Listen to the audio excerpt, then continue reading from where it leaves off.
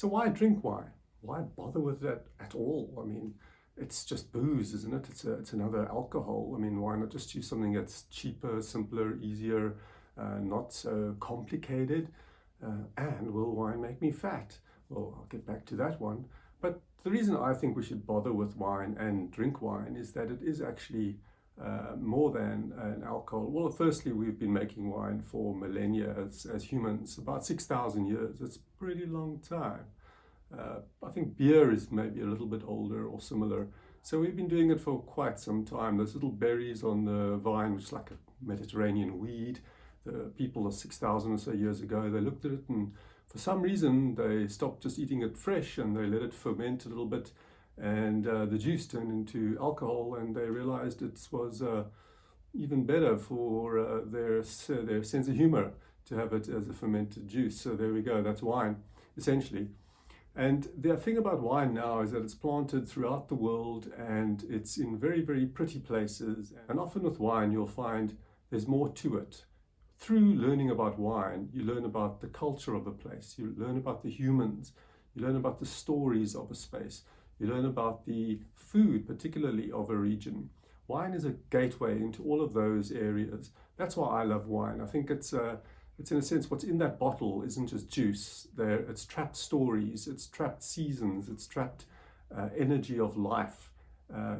Talking of seasons quickly, you know that in one bottle of wine, there's about 2 years or even 3 years of time in one capsule, because it's the vintage before the vintage that the grapes were picked in, which was the fallow season into the ripening season. Then into the vintage that it was picked is actually the vintage that's on the bottle. We'll get to that later. And then the wine is made over the course of a few months, and then it's usually left inside a wooden barrel for maturation for up to another 2 years, but often a year and a half. And then it's often left in the bottle for a little while longer before you casually undo that screw cap or pop the cork. So, think about wine like a time capsule. There are very few other alcoholic beverages that have that sense of time, but wine is really a time capsule and as I say, stories in a bottle.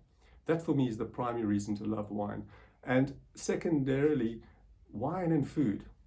I'm sorry, but there's no better beverage, there's no better alcohol for food than wine. Everything else gets a bit tiring after a very short while when you're enjoying a bit of food. Don't have to get serious about it, pairing and all this stuff. Again, we'll come back to that in a later episode.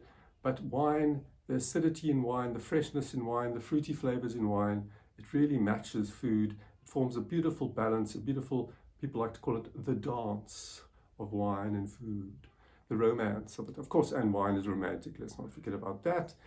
There's something about wine, even if you're learning about wine, it's something that you understand immediately, that there's more in it. There's a journey and the spaces and the names of wine. That's it really is romantic. I think so.